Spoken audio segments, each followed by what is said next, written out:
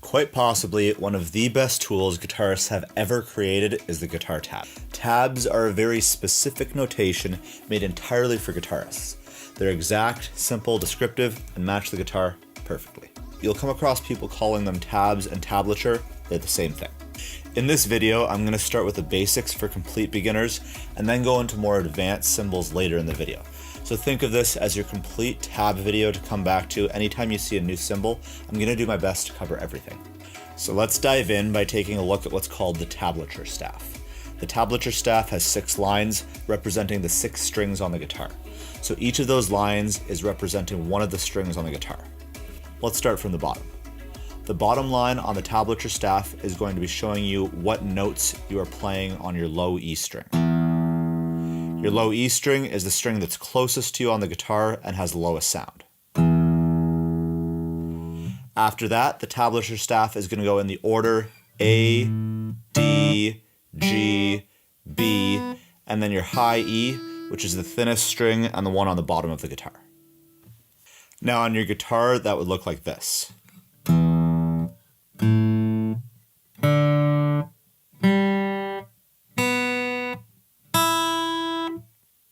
Now you don't necessarily need to remember the names of the strings, you just need to remember that the low E is going to be represented by the bottom line of the guitar tab, and it should be fairly straightforward from there. The next thing you'll see on your guitar tab is numbers, and those numbers are going to show you what fret to play on. So if you see a 3 on the bottom line of the tab, you now know that you're going to play the 3rd fret of the low E string. Now sometimes you run into a situation where the numbers stacked on top of each other. All this means is that you're going to play those frets at the same time, which is a chord. So if you see a 3 on the bottom line and a 2 and a 0 on the lines above it, that means you're going to play your lowest 3 strings on the guitar together while holding them down on those frets, making a chord. The 0 means that you're going to play the string without holding down any frets at all, so an open string. So that's going to sound like this. Now another common thing you'll see on your guitar tab is a big row of numbers stacked on top of each other. When you see this, you can assume that this is going to be a chord. So if you look at the tab I made for you here, you can see that this is what a G chord looks like. And this is a C. And this is the A. Alright, so now you know the basics of reading guitar tabs, but you're going to run into a lot more signs on the tabs than just the numbers. Let's get into the good stuff. On the screen here, you can see a tab I made for you with all kinds of different things on it. Now, this might look scary at first, but it's actually all fairly straightforward, and after learning this group of signs, you'll be pretty much set to read just about any tab for any song out there. Now, if you're wondering where to put your new Tab Ninja skills to the test once you're finished watching this video, you should check out today's video sponsor, Tomplay. Tomplay's got a huge collection of over 6,000 interactive songs, sheet music, and tabs for guitar, bass, piano, and a ton of other instruments. You can find songs by artists anywhere from Ed Sheeran and Elton John to Pink Floyd, Led Zeppelin, Bob Dylan, and a ton more. One thing I particularly like about Tomplay is that their guitar player is the best sounding instrument I've found from similar websites, and this really helps to hear what the song actually is supposed to sound like. I've heard a bunch of digital guitars, and to be blunt, a lot of them sound really bad. I looked into it more, and it turns out they actually record all the tracks on real instruments and then bring them together in the interactive song so you can hear how it's meant to be played instead of with bad sounding digital guitars. And it's all synced up to their interactive tabs. That's actually really cool. I haven't seen anyone else doing that.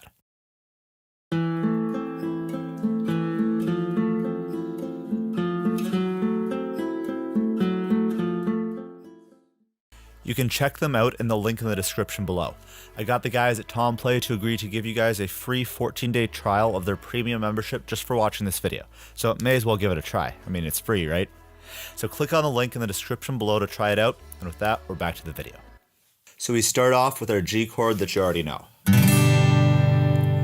We're going to read the tab from left to right, and we see that next we're going to play the D string without any frets held down at all.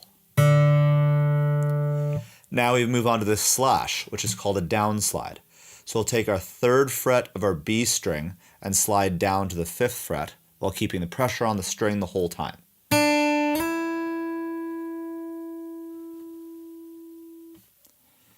After that, we're going to do the same thing but reversed, which is called an upslide. So the slide symbol shows you that you're sliding up from the 5th fret to the 3rd. But sometimes you'll see a slide symbol that looks like this, where there's no number showing you where you're sliding from. Now, what this usually means is that it doesn't really matter where you slide from, as long as you get that slide down effect.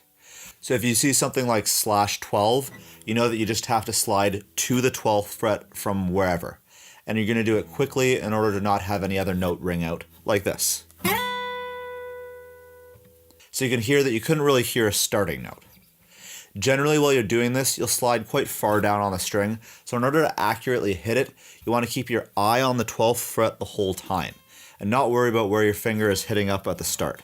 Just keep focused on that ending point there. Okay, let's get back to our tab. So next you'll see this little symbol here. This is how we write hammer-ons.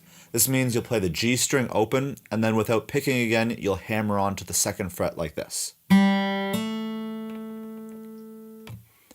Now next you'll see this collection of notes written together like this on the D string, 0, H, 2, P, 0. In this situation, you're going to do a hammer-on followed by a pull-off. A pull-off is where you're on a fret and you flick down to a lower note without picking twice.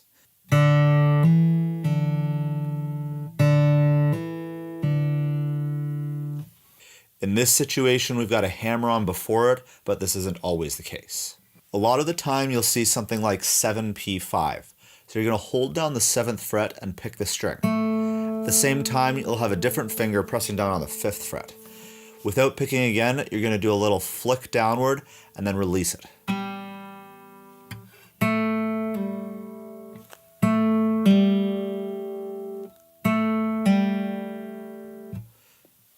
So in our tab, you're going to do the hammer-on and pull-off with one pick, just like this.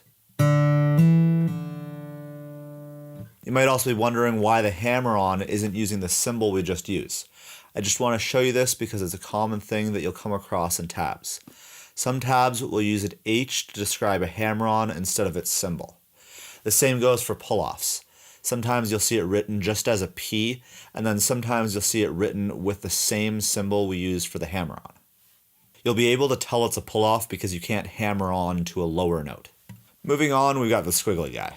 This is called vibrato, which means you're going to bend the string up and down very quickly in order to create a sort of vibration on that note.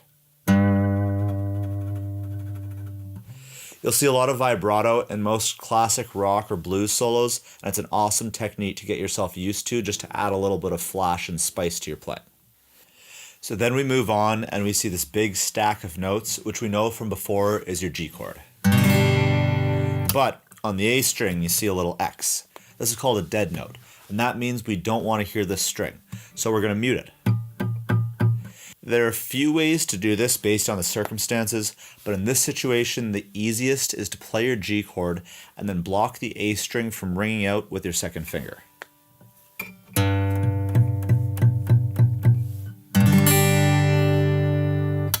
Sometimes muting can be quite challenging, but it is something that'll help your playing later on a lot. Just be patient with it and know that it's a skill that takes years to develop to perfection.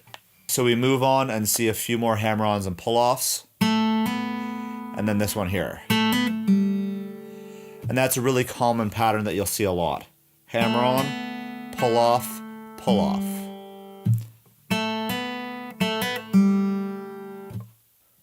Alright, next up we've got this 4B. The B stands for bend.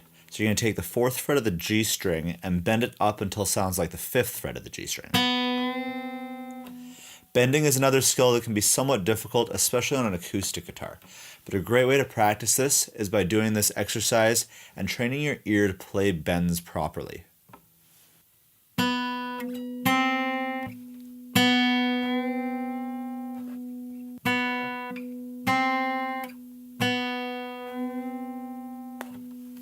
If you've got an electric guitar, I would recommend learning to bend on the electric guitar before trying the acoustic, because the acoustic is way harder. I even struggle to get this 1/2 fret bend over here on the acoustic guitar. So we hold this bend up top and let it ring out in this scenario. But if you were to see this BR, that would mean you release the bend and bring it back down to its normal note all in one pick, which is called a bend release. On our tab, we then run into a PB. This is a pre-bend. This means you pick the string while it's already bent and then bring it back down to its normal note. It'll sound something like this. And then finally, we end our tab on the 12th fret of the G string, and we end it with this beautiful skill called a harmonic. You can only play harmonics on the 12th, 7th, and 5th fret, and in order to play harmonics, you're going to just sort of hover your finger over the fret rather than pressing it down. It'll make this beautiful noise. So, altogether, our tab is going to sound like this. And you've just learned about every symbol that you're going to come across in guitar tablature.